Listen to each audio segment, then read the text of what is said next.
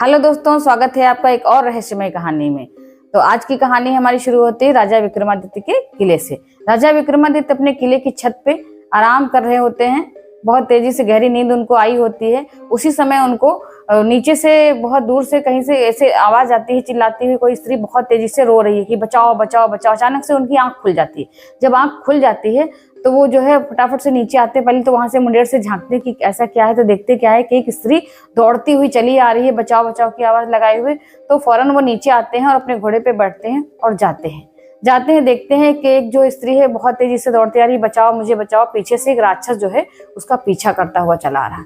तो महाराज जो है घोड़े से उतरते हैं और उस महिला को पकड़ लेते हैं। वो स्त्री को जैसे ही उसके पास पहुंचते हैं उसको पकड़ते हैं तो वो और तेजी से धाड़े मार मार के रोने लगते कि महाराज मुझे बचाओ मुझे बचाओ। तो वो कहते हैं तुम्हें फिक्र करने की कोई बात नहीं, अब मैं आ चुका हूँ और तुम परेशान मत हो, मैं तुम्हें बचाऊंगा। तो वो कहती महाराज ये जो मेरे पीछे राक्षस पड़ा है ये बहुत ही दिनों से मुझे जो है परेशान कर रहा है। तो महाराज कहते हैं कैसे राक्षस तुम्हारे पीछे पड़ गया है, तुम कौन हो? तो कहती महाराज मैं सिंघलदीप की राजकुमारी हूँ। एक दिन मैं अपने तालाब पे स्नान कर रही थी और इस जो है मैं अपनी सखियों के साथ में थी। इस राक्षस ने मुझे कहीं से देख लिया अकेले में और तब से ये मुझे वहीं से मोहित हो गया और मुझे उठा लाया। वहां से उठा लाया, ये अपने जंगल में वहीं पे रखता है मुझे और बहुत परेशान करता है। मैं इसे चंगुल से छूटना चाहती हूँ। तो अब ये महाराज कहते हैं ठीक है तुम परेशान मत हो, और वो अपने सैनिकों को बुलाते हैं और उसको जो है इस स्त्री को कहते हैं जाओ इसको बहन मैं तुम्हारा बिल्कुल ख्याल रखूंगा और तुम परेशान मत हो, तो मैं तुम्हें आजाद कराऊंगा। और उसको लेकर के वहां से जाने लगते हैं। जैसे ही वो जाने लगते हैं और वो जो राक्षस होता है वो कहीं से पीछे से आ जाता है और बहुत तेज भयंकर अट्टहास करके युद्ध करने लगता है उनसे, महाराज से युद्ध करते करते एकदम से कोई रूप में आ जाता है, कभी कोई रूप में आ जाता है। इस तरह से वो उनको बहुत परेशान करता है। पीछे से उसके और भी लोग भी आ जाते हैं लेकिन कोई उसे हरा नहीं पाता है।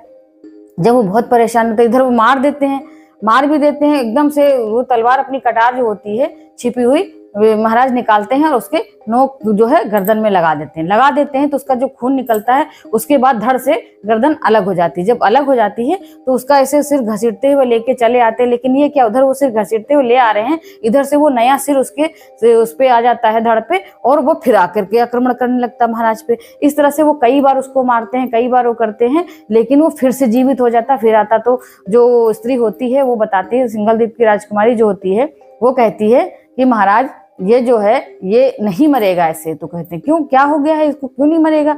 तब कहती है, वो बताती है कि एक राज है महाराज। तो चुपचाप उनको बताती है धीरे से कि इसके पेट में जो है मोहिनी बैठी हुई है। जैसे ही इसका सिर धड़ से अलग होता है, खून की बूंदें गिरती, वो मोहिनी फौरन निकलती है और जाकर के अमृत लाती है, उस पर छिड़कती है और ये जीवित हो जाता है। अब महाराज जी को जब राज पता चल गया तो उन्होंने कहा ठीक है तुम जाओ सैनिकों, इसको लेकर के जाओ, अब मैं इसका काम तमाम करके ही आऊंगा। तो इस बार बहुत भयंकर युद्ध होता, कई दिनों तक युद्ध चलता रहता। मौका देख करके महाराज जी जब उसका सिर धड़ से अलग करते हैं और जैसे ही वो राक्षस गिरता है वैसे ही वो बेताल का आह्वान कर देते हैं। बेताल का आह्वान करते हैं, बेताल आता है फौरन महाराज के पास, बोलता है महाराज जी क्या आज्ञा है? तो महाराज कहते हैं जाओ बेताल और इसको जो है मोहिनी को पकड़ो, क्योंकि उन्होंने धड़ अलग कर दिया था। वैसे ही मोहिनी जो है निकलती है बाहर और भागती है लेने के लिए अमृत। वो भागती हुई जा रही थी और बेताल पीछे से भागता जाता है और मोहिनी को ऐसे पकड़ लेता है, उसको छोड़ता ही नहीं है। मोहिनी जब आ नहीं पाती है अमृत लेकर के तो इधर जो है राक्षस अमृत के अभाव में दम तोड़ देता। इधर महाराज जी जो है रास्ता देख रहे होते कि कब ये राक्षस मरे, कब उसकी मायावी शक्तियां नष्ट हो और वो अच्छे से वहां पे निकल पाए।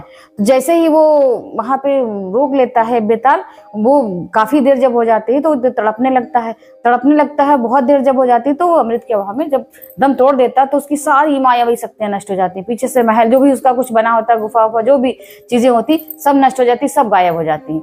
माया का पूरा अंत हो जाता है वहां पे और जो होता है राक्षस वो भी भस्म हो जाता है। फिर ये महाराज जी जो हैं अपने घोड़े पे बैठते हैं और बेताल के साथ सीधे अपने राजमहल लौट जाते हैं। और वो स्त्री जो है वो तो पहले से जा चुकी होती है। महाराज जी उसकी शादी अपने अनुसार उसको उसके माता पिता को बुला करके करवा देते हैं और उसको उसके राज्य सिंघलदीप वापस भिजवा देते हैं और फिर से वो महल में अपने आ जाते हैं। तो ये थी कहानी आज की दोस्तों, मिलते हैं कल एक नई कहानी के साथ।